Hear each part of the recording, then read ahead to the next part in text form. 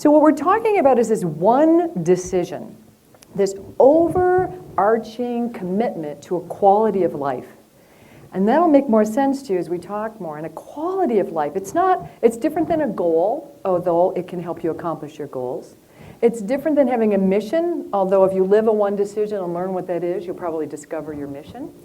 It's different from just being upset about your to-do list every day and measuring your worth by how many things you check off the list. How many of you are now interested, if you can just get off that, your life is not just a sum total of your to-do list. This might be more like your to-be list. How do you want to be as you go about doing all the things you need to do in your life? And we'll get this more clear for you as we talk some more. This overriding decision can help guide all the smaller decisions of your life.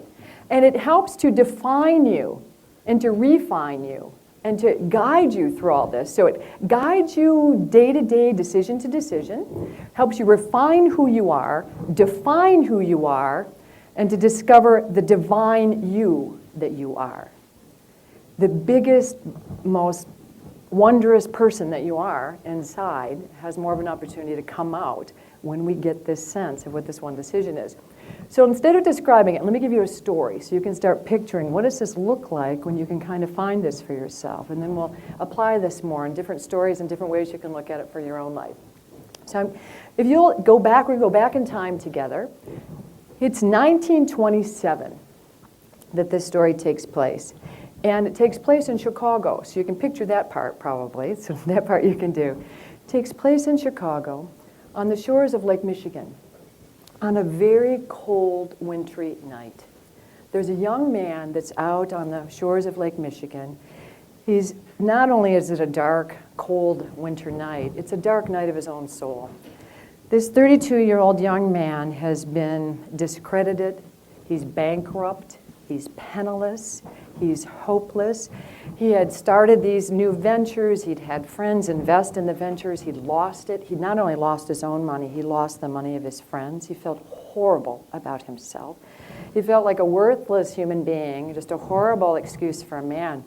He had lost his daughter, who'd been the love of his life. She had spinal meningitis and infantile paralysis, is what they called it at the time. He was still in mourning for that. And his wife had just delivered a new baby girl. And he was so upset because he realized that he was in no position to support his family. And what kind of man is it that can't support his family? And he felt horrible about himself.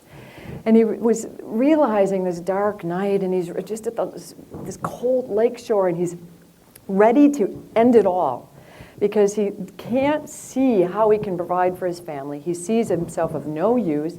He thinks if I'm just out of the way, then my family and her family will take care of them. Otherwise, I'd have to drag them through whatever it is I might need to get through to provide for them at all. It's best that I just leave. And he prepares himself. He's ready. He's just about to jump, and something hits him. And he realizes that he can't do this because somehow he understood that it's not his life to give away. Somehow he was given this life, so it's not his to give away. It was some intuitive understanding he had, and he can't do that. And now he's really upset because the only way he can see to escape is to end it. And he has no idea what to do in that moment. He's totally just devoid of choices. And then he has another intuitive flash, and he says, what if I could make of my life some sort of experiment? Could I be of any benefit for mankind? Is it possible some penniless, discredited, useless man like me could become of some benefit, of some help to other people? And could I embark on that experiment? That then became a commitment for him and a little slim chance of hope for him that his life might have some purpose. At least he had something to direct it. And as he turned away from Lake Michigan and he walked back, it became a deeper commitment for him that I will live my life as an experiment to be a benefit to humankind. And he didn't know how to do that, but he was determined to do that. He went back to his wife, Anne. He became a devoted husband to her and a wonderful father to his new baby girl, Allegra. He went about on this experiment, and let me fast forward now about 56 years in the future. Toward the end of his life, he says it's probably late 80s, we're going to take stock in this point. He, at this farther point in his life, had done things beyond what he thought possible at that age of 32. He had developed 25 patents. He'd published 28 books. He received 47 honorary doctoral degrees in many different fields: science, engineering, architecture, humanities. He became an early futurist, one of the first people that understood the environmental problems that we were having on planet Earth, which is what he named it. It's the spaceship Earth. He was a visionary. He was an inspired speaker and a teacher. He was the kind of guy that everybody lit up being around him, whether it's somebody, a bellman coming to pick up his bags, or somebody waiting, a waitress in a restaurant, or the people that flocked to study with him. He was just this amazing light, this delight. He circled the globe 57 times, giving speeches all over the planet. And he was this wildly successful, amazingly powerful, brilliant visionary with this huge heart and this almost like a light that emanated from him that was so attractive. Perhaps he's best known as the inventor of the geodesic dome, because the person I'm talking about is Buckminster Fuller. And how many of you have heard of Buckminster Fuller? Yeah, he's one of my heroes. And if you haven't heard about him, find out about him, because he was an amazing man. And if you think about it, those of us that have heard about him, the only reason we've heard about him is because he didn't jump at that moment. And not only did he not jump, he made what I now call a one decision. And that power of that commitment is what led to those kinds of accomplishments. That commitment led him to discover gifts he didn't even know he had, talents that he didn't even know resided within him, wisdom that he discovered. He became an amazing student of the world, student of life, student of science, and did some miraculous things. And not only that, not only was he successful in his career and as a teacher and a mentor and a visionary, he was an amazing husband who was deeply devoted to his wife, and they had a very close and wondrous connection, the two of them, and a wonderful father.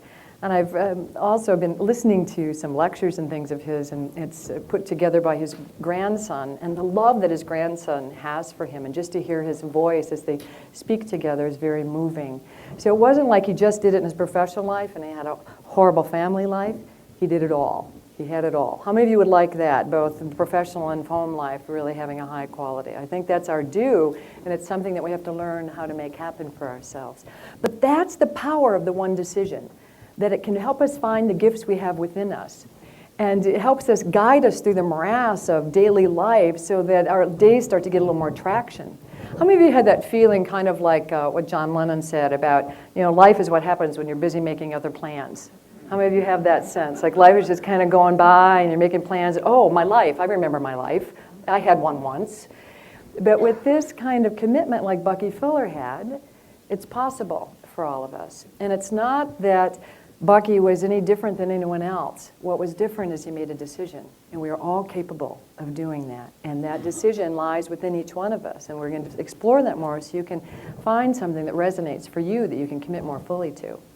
But it's not just, Bucky that's done this. And remember, he became great because he made a great decision. That's an important point, too, because I've been studying people with great lives for over 25 years now. And I've found that this is what they all have in common. Their greatness is a result of a great decision. It wasn't that they all had perfect circumstances or they popped out of the womb as a whole totally different kind of being, that they became great out of this great decision. And that's there for all of us. It's not just for special people. It's what makes us be the special person who we really are. So we're going to explore this some more, because not only is it Bucky, but there are famous people throughout history. I made the term up of the one decision, but people have been making this major kind of commitment throughout millennia. And religious leaders, spiritual teachers, social causes, people have committed themselves to something greater than themselves in all different ways. People that we've heard about, people we know in history, have oftentimes made this bigger kind of commitment. But it also shows up in our books, in our literature, in our culture, in our mythology, and at the movies. Who loves movies besides me? Can I see that? All right. How many of you have watched some movies more than once? I don't mean the XXX, the ones that have the... But there's ones that, there's a message or it's stirring or it inspires you. Is that why you watch them? That you get a good feeling from doing that.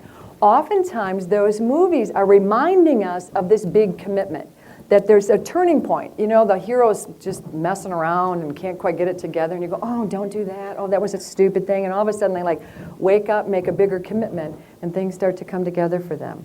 There's a reason that that is so inspiring for us, because it's reminding us of that choice that is within each one of us.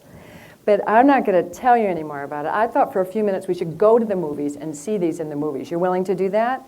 And some of you even have popcorn, so how appropriate is that? That's perfect. So what I've done, I pulled some snippets, so you're going to have a little assignment while you watch this. See if you recognize what these movies are, see if you can see what the titles are, and see what you think the one decision might be. What is this essence that's coming through?